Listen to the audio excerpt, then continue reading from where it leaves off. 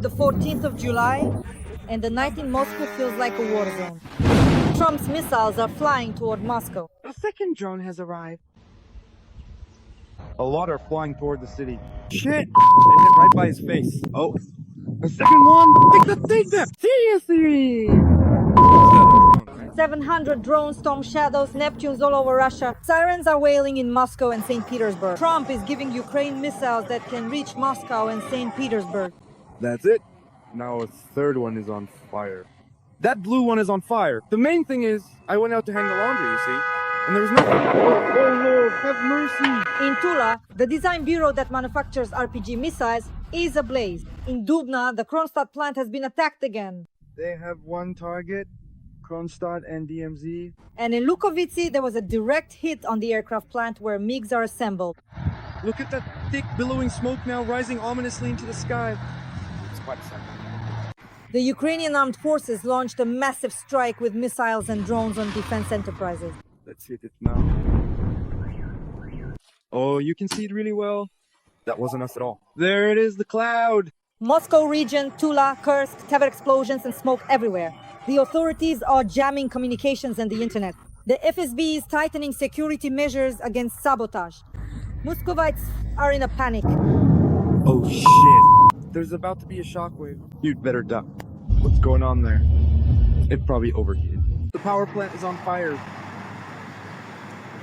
So there's a substation over there. And in Crimea, there's panic too.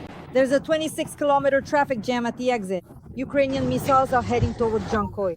This is fucked! This isn't an isolated strike. It's a new phase of the war. And it's only just beginning. We'll discuss it with Roman Svitan. That's not thunder. I thought it was thunder. No, that's not thunder. Well, there you go. The second drone just arrived. Lightning, friends, it's July 14th and there are 300 to 700 drones, storm shadows and Neptunes. Sirens wailing all across Russia. Trump is giving Ukraine missiles that can reach Moscow and Tatarstan. Gas pipelines in Siberia have been blown up, the Kostovo oil refinery is ablaze and the Russian fleet is under attack. After the Putin strike on Russian airfields, there's an urgent construction of bunkers. The SBU eliminated the killers who murdered the security service officer. And in the skies over Belarus, there's a drone war. Helicopters are shooting down Russian drones. There's a collapse in Crimea. 2,000 cars are currently lined up at the Kerch Bridge. There's a missile threat there. The long-range Neptune is in action. And the American Institute for the Study of War reports that there's panic in the Kremlin, and Putin is asking Trump not to interfere with the offensive in eastern Ukraine. We'll discuss this new phase of the war. This phase is already blazing over Moscow with renowned military analyst Roman Svitan.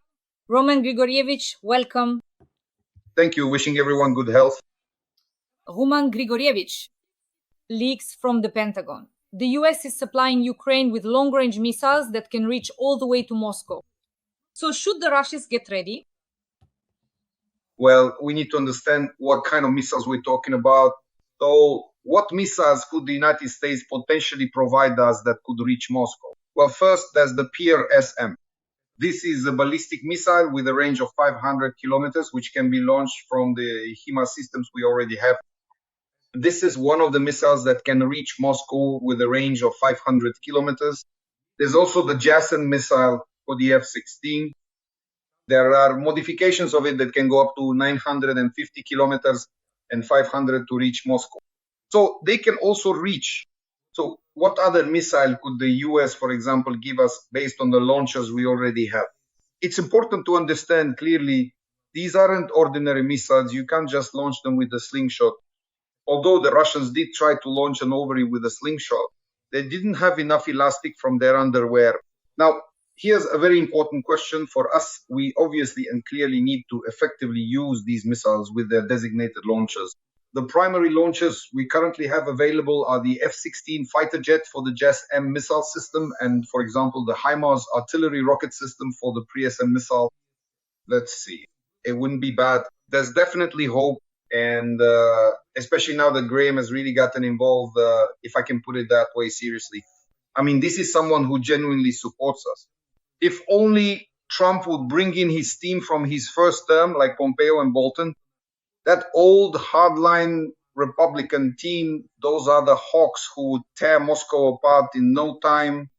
The thing is, right now, you've still got people like Bitkov and his associates lingering there. As long as they're hanging around, these other people aren't in yet, but I think it's coming. The process has started, basically. Most likely, things will move from rhetoric to action. And then we'll see what happens. One possibility is that right now, Trump is trying to pressure Putin to resolve the Middle Eastern issue, the one he promised regarding Iran. But Iran is digging in its heels. Iran is already telling the Russians to get lost on certain issues, realizing that the Russians will betray them again. That's why Trump may have no other option now but to actually give us missiles, and then we'll see where we launch them. But the first target, of course, will be Moscow, the Kremlin. The second will be the oil refineries. And third, Crimea's Kerch Bridge and all the military facilities in Crimea that are trapped between the two seas. Russian military correspondents have already officially reported 300 to 700 drone Storm Shadows, Neptune missile across Russia. Sirens will be going off soon. They are expecting a large-scale missile and drone offensive. Dear audience, please like this video and write in the comments what you expect from the new phase of the war. Do you really expect that all of this will happen? Roman Grigorievich, regarding these statements from Russian military correspondents, why are they writing this? Are they really afraid today because last week they were writing about thousands of drones heading to Moscow and St. Petersburg? Now they've written about 300, 700 drones, Storm Shadows, Neptunes, and Moscow, St. Petersburg. Get ready. Well, the thing is, Trump likes performances like that, shows with lots of spotlights, some kind of fire shows, and so on and so forth. He announced that there would be a statement regarding Russia, and the Russians, of course, applying this meme, so to speak, of the great artist to him, are predicting that indeed, under his statement about Russia, under the current pressure on Russia, we might be able to accomplish a certain task. Moreover, it could have been initiated by Trump himself, especially recently. It's not for nothing that Kerlok came here. He'll be sunbathing with us for a week. So all of this could be connected precisely to these actions. This is what Russian bloggers are planning, or rather predicting. So from the perspective of artistic delivery, they're predicting correctly, because there are some pretty serious fireworks we could set off, for example, based on the number of small drones that have recently flown into Russia. Since there were several dozen, but we can produce more, it means they're being stockpiled somewhere, and naturally this is aimed at Moscow, I would say at the Kremlin itself. And honestly, if I were in the Russian shoes right now, especially after Trump's statement about Russia, I'd be careful not to stick my neck out any further than the bomb shelters. Friends, please like this video, and in the comments let us know what you think about our tandem with Roman Grigorievich 3 times a week, Monday, Wednesday, and Friday. Roman Grigorievich, here's another interesting piece of news. Gas pipelines in Siberia have been blown up. They say it's yet another special operation. 3,000 kilometers from Moscow, suddenly, unexpectedly, Siberia is under fire. The gas pipeline is burning. What do you think? These are our concerned citizens. How many times have we already thanked our concerned citizens who understand, in order to bring down the Russian Empire, in order for those republics that Moscow once grabbed to break free from this Moscow oppression, it is necessary to destroy the main so-called clay feet of this colossus. Well, a colossus with feet of clay. So these clay feet are Russia's oil industry, which is why it is burning and will continue to burn. This is just the beginning. Here it is, the beginning of this Russian end. If the whole world joins in, if everyone, wherever they are, sees some oil rig, some gas pipeline, anything connected to the Russian oil industry, the oil and gas sector, and starts to set it on fire, believe me, the Russian colossus will collapse just like the Soviet Union once did. The optimal option is to break it down from the inside using exactly these kinds of mechanisms, which is what we're talking about right now. Indeed, pipelines are burning now, and it's actually quite easier. Concerned people are handling these issues. They simply set fire to stubble or so-called dry grass through which the gas and oil pipelines run, and this puts them out of commission. Somewhere something breaks, somewhere it explodes, somewhere it burns down, and somewhere it just stops because there's a fire hazard. So these are the kinds of mechanisms being used now, and those who care are very effective. They're as effective, for example, as our long-range strike capability. We always talk about the need to attack oil refineries. We've been heard because just in the past day, there was a strike on the oil refinery in Kistovo. Everything is burning there. The storage tanks were attacked. Roman Grigorievich, what kind of damage is there now? How do you assess the current operations against the oil refineries? Well, Kstov-Kostovo south along the Volga on the right bank from Nizhny Novgorod. It's several dozen kilometers away. There really is one of Russia's major plants. It processes 17 million tons of oil per year, and it's among the top 10 oil refineries in Russia. We've already struck in the Kstovo area. We hit there, and before that, we targeted the bitumen receiving facility. That's also one of the ways to stop an oil refinery. The thing is, at any oil refinery during production, during oil processing, fuel oil is produced as a sort of secondary layer, and it has to be disposed of somewhere. The fuel oil receivers, which every refinery has, are constantly overflowing, and the fuel oil is taken somewhere, it's used somewhere, mainly in bitumen production. So if you strike at the fuel oil or bitumen, you can basically block the refinery. And these strikes have happened before. We once talked about strikes on the bitumen receiving facility, but as for the plant itself, there haven't been any strikes for a long time. How long have we been talking about this? For about 4 months now, we've been saying that it's about time to finally take action. And whether or not we were heard, most likely a decision was made to continue the so-called sanitation, whoever carried it out. That's not so important anymore, the defense forces of Ukraine. Nevertheless, serious damage was inflicted on the plant in Kstov. The Russians tried to cover it up, meaning they did not release any official information whatsoever, but you simply cannot fool the internet. The sheer number of videos and extensive footage currently available online clearly shows that it was indeed a very successful and impactful strike. Another important topic after the SBU's web operation. Russia has urgently started building bunkers and hangars at its airfields, according to the American Institute for the Study of War. At the airbase in Koluno, Kursk region, 10 fortified bunkers, 12 concrete shelters, and 8 hangars have appeared. Similar structures are being built at the Saki airfield in Crimea. We remember that as a result of the special operation, Ukrainian drones struck 41 Russian strategic aviation aircraft. Roman Grigorievich, the floor is yours. Well, from the standpoint of ensuring security, it's the right step for protection, say, against drones, but only those with a small payload. In Kalino and in Saki, and at about a dozen other airfields, the Russians are now trying to rebuild some with embankments, some with actual bunker enclosures. There are certain mechanisms in place, but these are not underground or, say, rock-based structures. In other words, there are ways we'll find mechanisms to burn or damage a Russian aircraft, even if it's in a certain shelter. If one person invents something, someone else will definitely find a way to break it. First, you just have to rack your brain to figure out how to do it. I think we'll find the means, but the optimal solution, of course, is long-range missiles.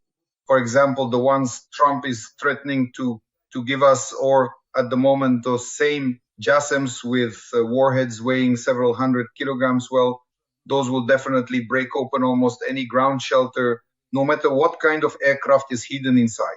So let's wait. There is hope for Trump that he will come to his senses now war. Well, not exactly come to his senses, but for him, Ukraine is like a club to hit Putin over the head with. And right now, he actually needs that, since things aren't going so well for the United States in the Middle East. The number of vehicles waiting in line at the Kerch Bridge has exceeded 2,000. All of this is happening to the sound of sirens. Long-range Neptunes are attacking the occupied peninsula, reports Crimean Wind and other Telegram channels. At the moment, there are 1,500 vehicles on the Taman side, and more than 715 vehicles are waiting in line on the Kerch side. Roman Grigorievich, what does this indicate? And let's talk about our conspiracies in Crimea. Well, not 2000, but 2001. The thing is, that vehicle probably arrived at Budanov's. He counted 2,000, passed it on, and then we put it into the information stream after having some coffee in Yalta. And in principle, we can use information from the main intelligence directorate at this point. So 2,000 plus one, that's Budanov. He's back there standing in line, and he organized and straightened out all that Russian business. Well, right now, the Russians are really having a meltdown. They are freaking out because, first of all, they've worked themselves up into this hysteria. They understand perfectly well that lately, it's not for nothing that we haven't been striking Russia with a large number of missiles or drones. There's a certain buildup going on. As we've discussed before, the optimal way to break through the Russian frontal air defense is with a large number of drones. And now they feel that it's almost about to happen. All the more so now, given Trump's statements. So I will repeat this crucial message once again, and this particularly applies to all ethnic Ukrainians. It is critically important to try and stay much closer to designated bomb shelters and protective underground facilities. And under no circumstances should you ignore the urgent air raid alerts that are issued for your safety and well-being. This only concerns ethnic Ukrainians living in Russia. We still remember you in this regard. As for bloggers making a fuss right now, well, there are reasons for that. There really are reasons. Germany will not supply Taurus missiles to Ukraine, the country's defense minister announced. Pistorius also stated that Berlin has already delivered 3 out of the 12 existing Patriot systems to Ukraine. There are only 6 left in Germany, 2 more systems were provided to Poland, and 1 is constantly unavailable due to maintenance or training. That's very few, the minister says. Especially considering the NATO objectives we have to meet, we definitely can't give away any more.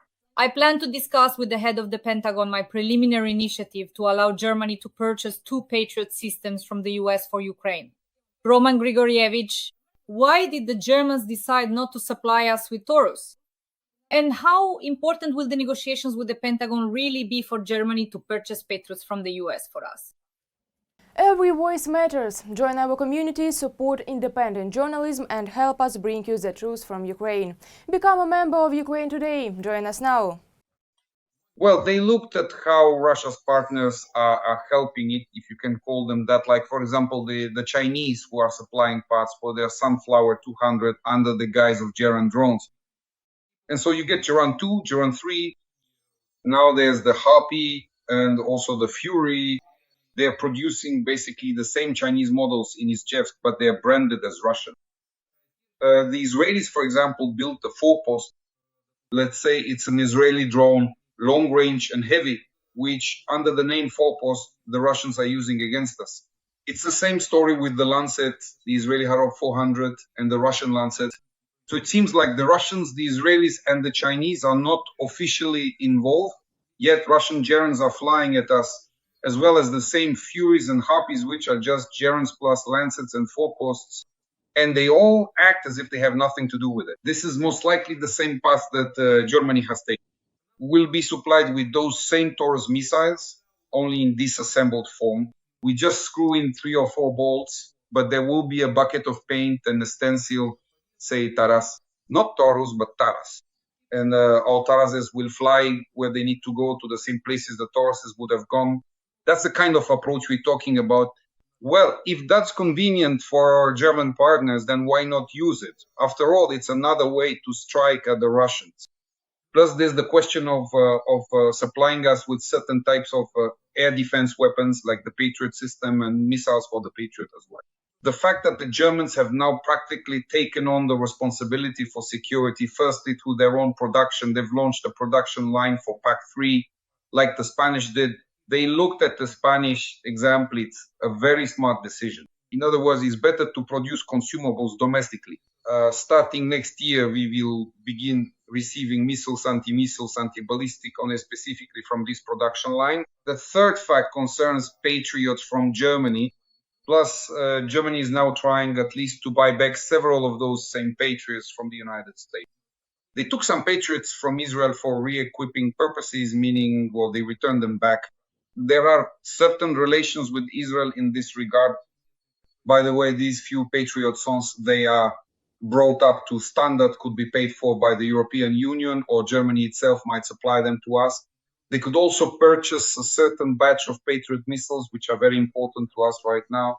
In other words, Germany is now directly involved in ensuring not only its own defense capability, not only that of the European Union, of course. Naturally, all of Europe is under our, so to speak, attentive leadership and with our mechanisms for ensuring this security. So you could say that the Germans, now Germany, know is becoming the main driving force in ensuring Europe's security. But what's most interesting and beneficial for us is that they see us as one of the key cornerstones in ensuring the security of the eastern borders. And that's good for us. There will be Patriots, there will be Patriot missiles, and there will also be long-range Taras systems which are very similar to the Taurus and so on. The main thing is that they hand over a bucket of paint, because you can't give our people money, they will steal it. But if they hand over a bucket, at least that will be enough for a few dozen stencils. Roman Grigorievich. Then this information that came out literally at the end of last week, that already in July, meaning right now the armed forces of Ukraine will receive the first Ukrainian long-range missiles, which were funded by Germany. What kind of long-range missiles are we talking about? Well, those could very well be these Taurus systems. So the question of how all these will be transferred, how it will be, for example, formalized, that's a different matter. Everything depends, and especially since all of this will be decided behind closed doors. In a closed setting, we are unlikely to find out from our own or German information sources. The Russians will immediately start making noise about it, just like they're making noise now about our Neptunes and Storm Shadows in Crimea, also make noise about the Taurus systems, somehow finding German spare parts there. The Russians will definitely find Hitler's business card there too, just to show a connection with fascist Germany from the last millennium. Well, for the sake of the information flow, well, look, we'll discuss this issue later. As for Putin, as I understand it, during his last conversation with Trump, he made a statement that he asked Trump not to interfere with the offensive in eastern Ukraine. He needs a few more months to reach the borders, he wrote into the constitution. How do you assess these statements? And of course, what is Russia's capability today for a military offensive at the end of July, in August, and during the autumn campaign? This is nothing new for us. For the second year now, we've been talking for several months about how Putin's offensive plan is set out in the legal framework and is enshrined in the Russian constitution. They have added 5 of our regions, Luhansk, Donetsk, Zaporizhia, Kherson, and Crimea, to their constitution, and naturally they will try to seize them one by one. By the way, they've already taken Luhansk. They seized Crimea back in 2014, and they recently captured Luhansk region by pushing us out from near Bilohorivka. So you could say that right now, almost the entire Luhansk region has been captured by Russian forces, and this plan, we've talked about it billions of times. In other words, they are systematically trying, step by step, to push our troops beyond the borders of these administrative units, beyond the administrative borders of these regions. So there's really nothing new to say here, especially after us. But the question of capabilities, that's a different matter. At the moment, the Russians don't have the capabilities without the number of reserves they're trying to bring in for a second wave. They simply don't have them right now. Why does this summer offensive seem so sluggish? Some of our politicians have already started happily saying that it's all fizzled out, that the Russian offensive is over, and so on and so forth. No, it's just a sluggish start. Why? Because by May 9th, they had practically exhausted all their reserves, using them up before May 9th to solve some political issues. They simply didn't have enough reserves for the start of the summer campaign. But the second wave will come around August or September. These are exactly those 60 days that some publications are now mentioning in the conversation between Putin and Trump. That's the second wave, August, September. And we need to be ready for this wave, not to give up, not to ride the waves of euphoria about the fact that the Russians had a poor start. In this sense, they haven't even started yet, if we're talking about offensive operations, because the main reserves of the second wave haven't arrived. These could include North Koreans as well. Definitely either directly or, for example, in a rotation mode, about 100 to 120,000 Russians deployed in the Kursk and Belgorod directions will move to the Eastern Front. That's why Putin will, this summer, more precisely in this summer campaign, it will only end with the onset of frost, meaning he will spend several months trying to push our troops further out of Donetsk and Zaporizhia regions. We cannot relax. We need to mobilize our security forces and request a sufficient amount of military aid from our partners.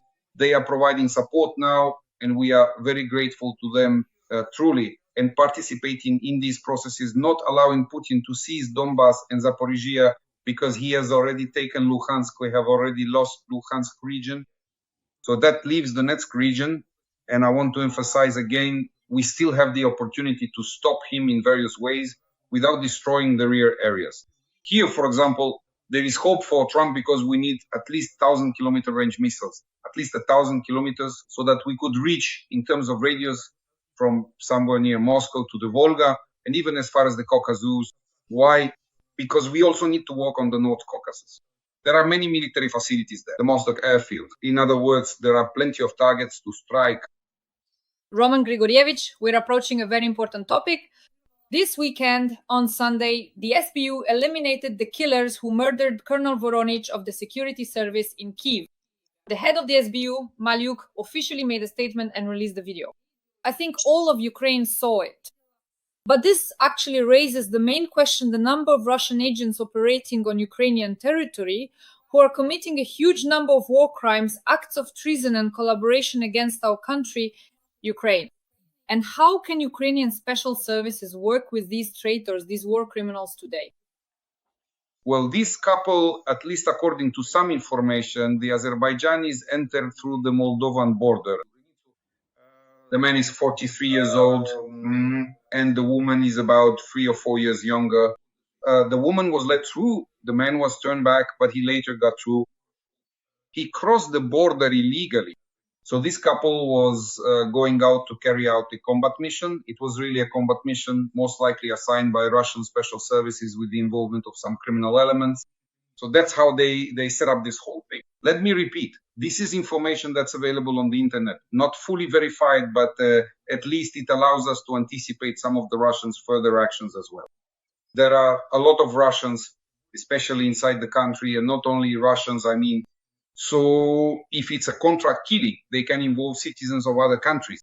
That's why it's very important for us right now to stop all these signings and the push for the dual citizenship law. We need to close the borders. Otherwise, these kinds of entry seemingly not by Russians, but actually serving Russian interests could end badly for us. And in fact, are already ending badly for our security services. That's why right now the security services need to generate measures related to full control within the country over people who are passing through in transit or arriving here from third countries. This is something we also need to understand. It's not just Russians who can be dangerous for usury. It could be anyone. For example, maybe Azerbaijanis like that couple who came in.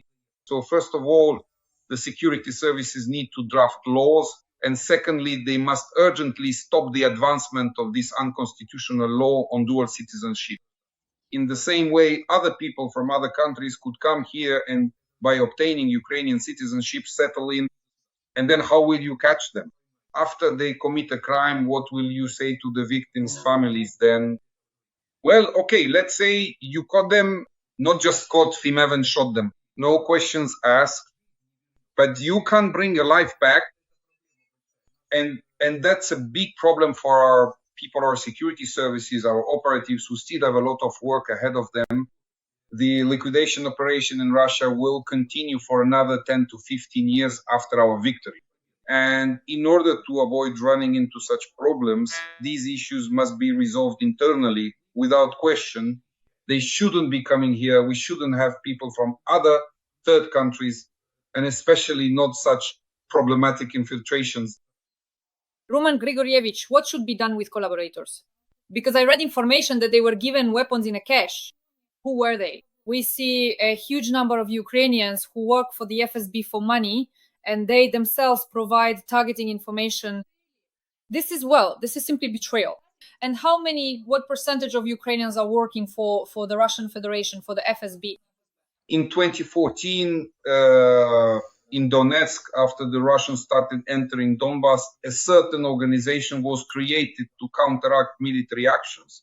At that time, I was an advisor on military affairs to the governor of Donetsk region.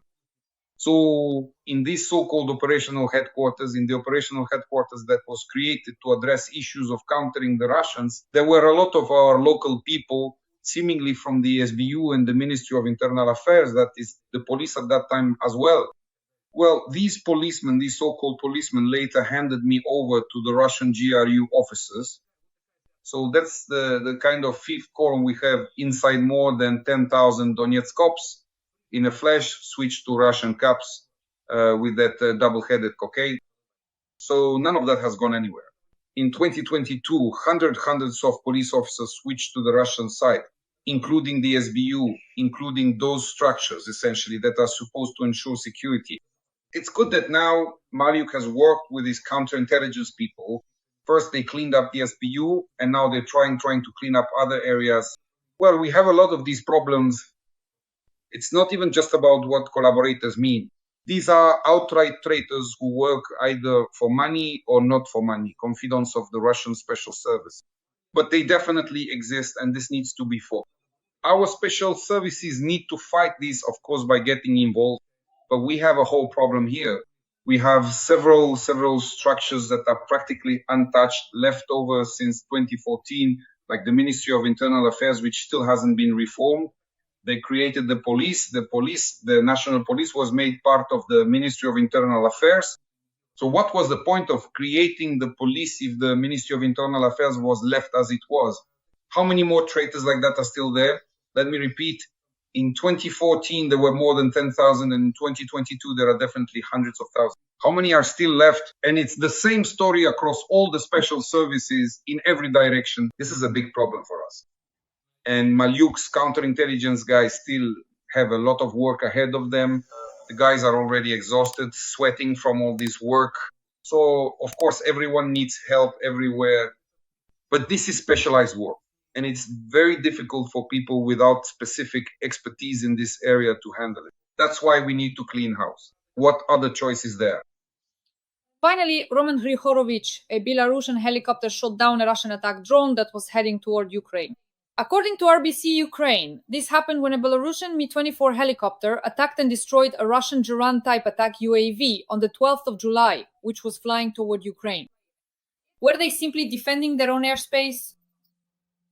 They were defending their oil refineries from a retaliatory strike by Ukrainian MLRS, which can definitely reach the Mosul oil refinery. It's only 40 to 50 kilometers away, and we have smerch systems that could completely wipe out the refinery. Russian, or rather Belarusian, naturally, for any reason, basically, if drones start coming at us from Belarus, no one will even ask, why did you start striking back? Because already in 2022, Russians were coming in from the Belarusian side. So it doesn't matter how or by what means the Belarusians will ensure the security of our borders shared with Belarus, this way or that way. Their main responsibility should be to prevent Russian drones from entering their territory, not to mention launching those drones into our territory. They should be involved in intercepting these Russian drones when they cross the Russian-Belarusian border, not just the Belarusian-Ukrainian one.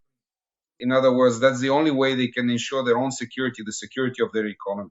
And as for us burning it down, well, let Lukashenko have no doubt about it. We'll do it immediately, right away, as soon as anything like what happened in 2022 or any kind of gerbera flies into our territory from Belarus. Dear audience, Roman Grigorievich and I are working for you, for audiences all over the world, so that people know the truth about Russian aggression and Russia's war against Ukraine. We would like as many people as possible around the world to support Ukraine and stand on the side of light. That's why every like, every comment, and every subscription helps ensure that as many people as possible around the world see this video. We work on Mondays, Wednesdays, and Fridays. Dear audience, please subscribe to my YouTube channel. In the comments, write a few kind words in support of Roman Grigorievich, the armed forces of Ukraine, and our partnership. Roman Grigorievich, thank you, and as always, see you again on Wednesday. Goodbye.